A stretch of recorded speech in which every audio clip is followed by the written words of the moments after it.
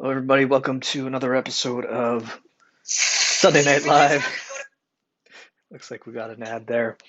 This is Zai. Welcome to the show. I go live every Sunday night. Today is January 17th, 2021. This is episode 7. I've done 7 of these, and I hope you're enjoying your Sunday night. We are filmed in front of a live studio audience. Thank you so much. We are practicing all COVID safety protocols to make sure everyone is safe. It is January 17, 2021. This is episode 17 of Live with Zai. Thank you for joining. Today we're going to talk about health, wealth, and self. In the next 30 minutes, I will try my best to entertain and educate you. So if you're joining, I want to wish you a happy football Sunday, American football. Just finished watching the Kansas City Chiefs beat the Cleveland Browns, and that was an exciting game. And there's another game on tonight featuring Tom Brady, of course. So I look forward to that. But before we get to football, I just want to mention that this episode is brought to you by Becca Bakes peanut butter cookies. Becca Bakes peanut butter cookies. So Becca Bakes is a local baker in Toronto, Ontario, and she made these lovely peanut butter cookies, and she's sponsoring tonight's show, which means she made me some cookies, and I'm going to eat them later. Nonetheless, Becca Bakes, check her out. Makes wonderful cakes, wonderful baked goods. Okay, so a little bit about me. If you don't know who I am, my name is Zai, and I created this TikTok channel to really share financial literacy, health tips, self-improvement, really a channel on continuous improvement, right? So that's the purpose of my channel. That's the purpose of my show. I'm trying to share as much as I know, any tips that I've learned along the way. In terms of my finances, I mean, I've gotten to a point in my life now where I feel comfortable with my money. I have a solid emergency fund. I live below my means. I have little to no credit card debt. My motto is you don't have to be a financial expert to be an expert in your finances. Excuse me. So, in terms of, you could say, wealth, I think I'm doing a good job there. So I create a lot of TikTok videos and share as much knowledge in that domain as I can. But I also want to talk about health and self as well on my TikTok channel. So health, wealth, and self, the trifecta. Continuous improvement has been a theme throughout my career, throughout my life. So I enjoy talking about that. I'm passionate about it, and sharing as much as I can on TikTok. This is a really cool opportunity to go live. I have a YouTube channel as well that I'm uploading my TikTok lives to. So please check that out. In terms of the health aspect, a little bit about my background in health. I'm a practitioner in martial arts, or I was before we got hit by COVID. And I do an art called Brazilian Jiu-Jitsu, where I'm a blue belt, and I've been training for over 7 years. It took me 7 years to get my blue belt. It might seem like a long journey, and it is, but it was well worth it, and it was a pivotal part of my life in terms of achieving my blue belt in Brazilian Jiu-Jitsu. So that's the health component of myself, and I talked a little bit about wealth as well. So I'm going to try to give as much tips as I can in one of those domains, right? And if you're just joining, I want to wish you a happy Sunday night. Hope you're enjoying the football that's on TV. I know you're all watching. I usually go live at 7, but I had to go early so I can catch the plates. So with that said, every Sunday night I actually do have an agenda. I am filming in front of a live studio audience, as you can tell.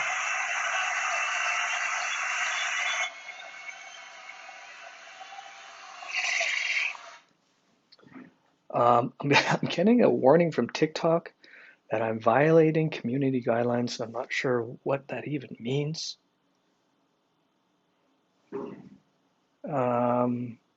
Okay, I think I'm gonna just keep going. I'm not sure what I'm violating.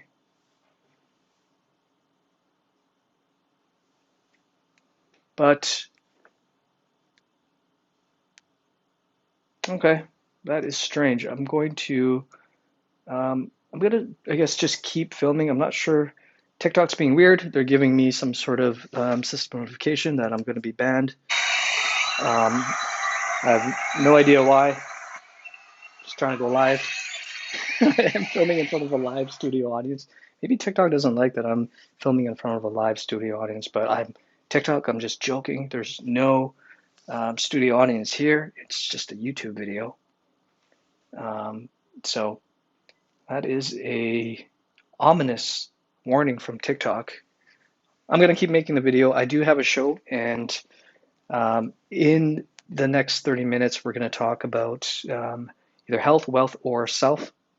And in particular, um, there, there is a news segment to my show. So why don't we go to the news segment and talk about what is in the news? Okay, so today's article comes from CNBC and CNBC.com, and the author is Courtney Conley. Courtney Conley. So this article is from CNBC. Courtney Conley. Check the article out, and the headline is Stacy Abrams has used an Excel spreadsheet to track her life goals since she was 18. Why it's been crucial to her success. So if you don't know who Stacy Abrams is a prominent politician out of the United States. And apparently she's been using an old school spreadsheet, an Excel spreadsheet, to track her goals. And this article, it really caught my eye because every year I myself keep track of my goals and I write my goals down. I take a very simple and elementary method or way to write down my goals as well. So I use a blogging software, and I keep some of the posts private, obviously, because they're only for me. But I just, once a year, I write down my goals. So this article caught my attention. The headline is Stacy Abrams has used an Excel spreadsheet to track her life goals since she was 18, and why that's been crucial to her success. And I think that people who track their goals are indeed successful. So just give me 1 second here. I'm just checking the comments.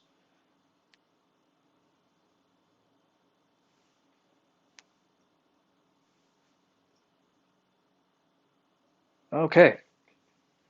So Stacy Abrams, she is an American politician, and at the beginning of the year, I mentioned I keep track of my goals in 3 different buckets. So health, wealth, and self kind of aligns to what I'm talking about through my TikTok. And I've studied different ways of capturing and keeping track of your goals. Tim Ferriss, he's someone, if you don't know who Tim Ferriss is, check him out. He takes a bit of a retrospective approach to creating goals. And what he does is he will review his previous year, right? So he'll sit down, he'll take a look at how his previous year went, and he'll record what went well and what didn't go so well. I've tried that once or twice, and I felt that it was a little bit overwhelming. And my memory is short, so for me to go back an entire year, it takes some work, right? So instead of thinking about what went wrong in the previous year, I like to just focus on what are my goals for the upcoming year. And at the beginning of the year, usually on January 1st, actually, when everyone's waking up, hungover for the most part, I like to wake up fresh, and I work on putting together just some basic goals. And in this article, so the article is about Stacy Abrams and how she creates her goals. It's by Courtney Conley. So it says here that she maps out her life goals in a spreadsheet so that she can track against it. Okay. And according to her, until you write things down, how you get there is just a wish. And I think that's super important. So, there's like a famous saying. It says, I think it's by Peter Drucker. He says, what gets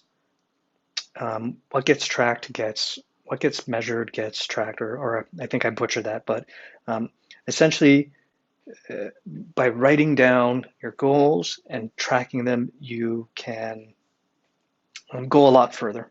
So it's actually quite pivotal and quite important just to write them down and to track just even the basic metrics, right? If it's your health, maybe it's, how much water you're drinking in a day or how many kilometers you're running, right? If it's your wealth, maybe it's hitting a certain goal, like you want to hit, you want to grow your emergency budget to $10,000 in a year, whatever. What is more important is that you have to sort of get it out of your head and put it on a piece of paper, because once you do that, then you can start really planning out your year based on those goals. And I think that people who don't put down, people who don't put their goals down, I think I don't want to say there's like a wrong way or a right way, but I found personally that when I didn't put down my goals, then I would lose track of them and I would eventually never get to them, right? So, I gave an example of, building an emergency fund, right? So if your goal, you just keep it simple, like you want to build an emergency fund of $10,000 for the year, then you take that amount and you divide by 12, and now you have a number. You have to save $833 a month, right? And just by doing that, now you start to make it more tangible, and you start to think, oh, okay, I need to save, $800 per month, and then you might realize, well, you know what, that might be too much. So what if I break this goal up into 2 years, for example? Or now I have to start thinking about finding additional ways to make money, or ways to cut back on my expenses, right? So just by writing down the goal, all of a sudden you put an entire plan in motion. That's why I think it's very important. Let me know if you have joined, if you keep track of your goals. If you do, or if you don't, let me know. Let me know how you do. If you find it valuable, what are some tips and tricks?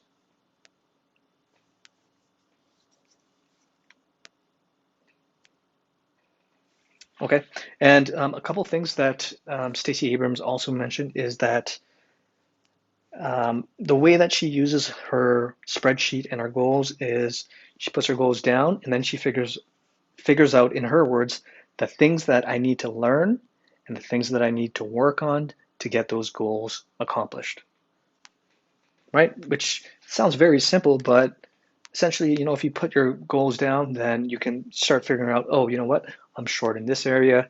I need to learn how to do this. Maybe it's a particular skill. Maybe you need some type of education. Maybe you need a mentor. And then you have to learn how to do that. So just by doing the exercise, it makes everything a lot more tangible, and it makes things a lot more, in my opinion, doable. And she Stacey Abrams, politician out of American, she was doing this early in her career, and as she became more successful, she found that her current goal spreadsheet or her goal list became more of a checklist that she can sort of compare, where she is at now to her current checklist, right? So it became more of a checklist, and I think what that means is you have to be, at the same time, I'm telling, at the same time, I'm saying that goals are important, but you have to also be flexible with what your ambitions are, because they might change. Life happens, even with Stacey Abrams, right? She thought in her head that her goals were a certain thing. And have I ever seen Cobra Kai? Of course I have. And um, she thought that her goals were, a certain thing, and then they deviated, and she sort of went with the flow, right? So in her words, she doesn't edit her ambitions either, which means she doesn't limit, um, she doesn't limit what her goals are. So at one point, she wanted to become the president of the United States. So she wrote that down, right? And I think that's important. So you don't want to edit your ambition. You don't want to just say, well, you know what, this is what I'm capable of, so I'm just going to keep this goal at this certain level, right? So that is in the news, right? So check out that article. It's by Courtney Conley. Stacy Abrams has used an Excel spreadsheet to track her goals. Let me know, do you keep track of your goals? If you're just joining, this is I. We're talking about health, wealth, and self. I go live every Sunday night. I hope you're having a wonderful Sunday night. Have I seen Cobra Kai? It is in the comments. I have, and Cobra Kai is probably one of the top shows on Netflix by far. I've seen all. I think there's 3 seasons, right? Saw all 3 seasons. I'm waiting for season 4. I grew up on Karate Kid, and for me, it's a very sentimental show. Sentimental. So there's a little bit of cheese in Cobra Kai, but for someone who grew up on Karate Kid, it meant a lot. That's another topic. Thank you for the comment.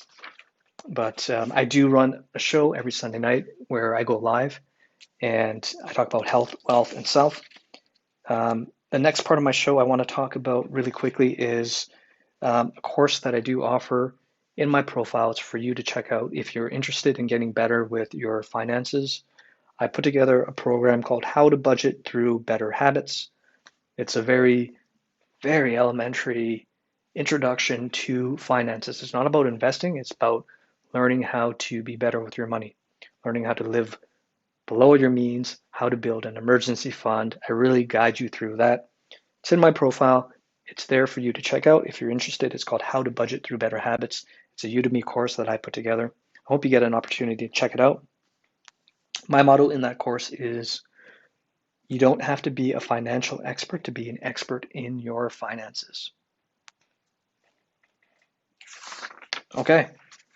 Now, before TikTok officially bans me, I don't know why, I got a message from TikTok that this account will be permanently closed for violating the community guidelines. I'm not sure what I did. I think I went live in front of a studio audience, but it's not a real studio audience, TikTok. It's a sound effect.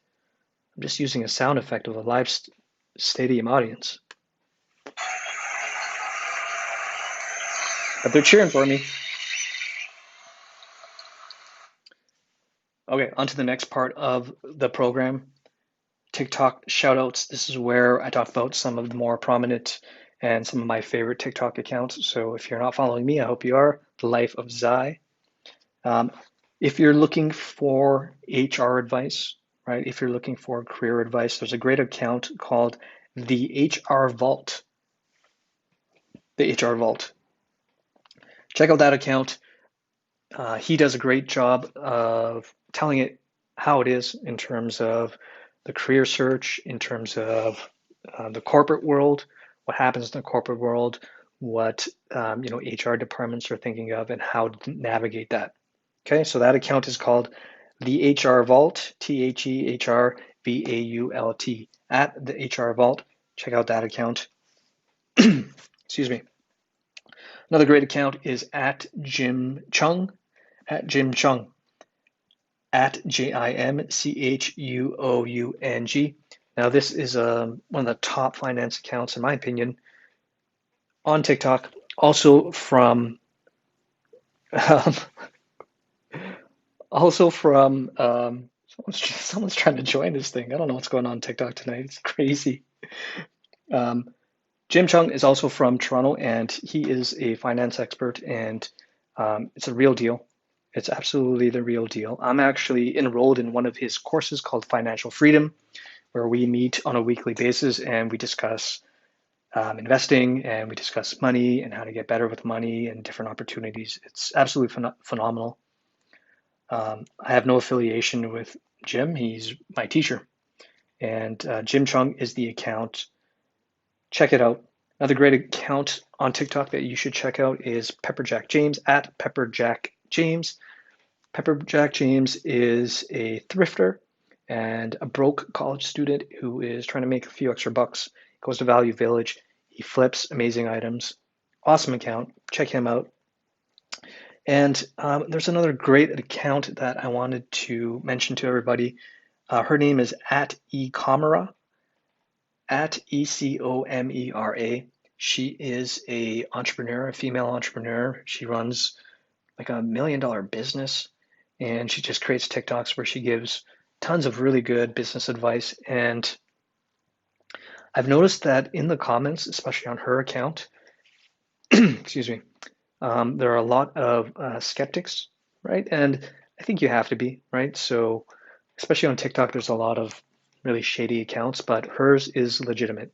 And I'll give you a little bit, I'll give you a tip in terms of figuring out if someone is a legitimate thought leader, right? Take a look at some of the products that they actually have to offer, right? Look for the reviews, look for the quality of the content. And for eComera, she had a $9 PDF that she was selling on creating a business plan. And I took a very small risk and I bought it for $9 because I wanted to see if her content was actually if it was good or not. And it was excellent. So um, it's a $9 investment, and I went through her document, and it was exactly what she promised. So um, I get a sense that e-commerce, she gets a lot of hate for no reason. It doesn't make sense to me. She runs a multi-million-dollar uh, e-business, e-commerce business. She knows what she's talking about. So you should listen to her advice. It's probably good. So the last two parts of the show for tonight is what I call a teachable moment. So I talked about this earlier. Write down your goals for the year. I think this is critical, right? I do it on January 1st. I wake up, head straight for my computer. I usually focus on health, wealth, and self. You can do anything, right? As long as you write it down, keep it simple, and you'll be amazed because as soon as you put it down on paper, you start putting together a plan. And as you go through the year, you hopefully revisit your goals and you realize, oh, I need to do this. I need to finish sort of these areas, or these areas are lacking. Sometimes you'll hit your goals and sometimes you won't. It's no big deal. I think that's a better method than not writing them at all. But there is no wrong or right, right? So, um, some people don't write down goals and they're still successful, right? So um, there's that to consider as well. But I think for a lot of people, it's probably a good idea. Okay, so we're getting close to the end of the show. So I wanted to share with you what I am reading in the next segment of my show. So this is a book that I read, actually. It's called The Power of Habit by Charles Duhigg. The Power of Habit by Charles Duhigg. And on this theme of goals and creating them and setting them, um, Charles Duhigg, he talks about something called a keystone habit, right? And the keystone habit is a critical habit that if you embrace, can really sort of expand into all aspects of your life, right? And he thinks that one of the best keystone habits is exercise, right? And I talked earlier about my Brazilian Jiu-Jitsu journey, and I understood what he meant right away when he talks about exercise being a keystone habit, because it does have this effect on you and it ripples through other parts of your life. And I think there was another study that actually talked about how your finances can improve through exercise. And to me, I didn't quite understand that right away, but when I was doing Brazilian Jiu-Jitsu, I'm not now because obviously because of COVID, I felt that my discipline was a lot better. All of a sudden, you start thinking about your diet a little bit more because you're doing all this exercise. You don't want to eat a cheeseburger every day or every night, right? And how does it affect your finances? I think maybe it puts you in a really good and healthy state of mind, and it helps you with your discipline, and it helps you with your control, your temperament, and I guess, your overall mood. And I don't know if it's scientific or not, but perhaps maybe that sort of affects your finances just by exercising, right? And my advice around exercise is You have to find something, just like anything, like your career or your love life. You have to find something that you're passionate about. So if you don't like working out, if you don't like lifting weights, then you'll never exercise. So with exercise, you have to find something that you love. Maybe it's running, maybe it's hiking, maybe it's Brazilian Jiu-Jitsu. For me, it was Jiu-Jitsu. And that's why I was able to train day in and day out. And I agree with Charles Duhigg. It is a keystone habit. And yeah, and that's out of the book, The Power of Habit. That is currently what I am reading. So I think that is going to be it for tonight for episode 7. TikTok's being a little bit strange. I don't know what they're talking about. They're sending me messages that the account will be permanently closed for violating community guidelines. I don't know what those guys, maybe they updated their guidelines and I need to go and read them. I don't know what's going on with TikTok. Strange platform. But I have to thank them for giving me this opportunity to go live every Sunday night. This was episode 7. I hope you're having a wonderful Sunday night. I really do. Hope you get to enjoy some football, some American football that is on tonight. I will try to be here again next week at 7 p.m. Eastern Time to go live with you.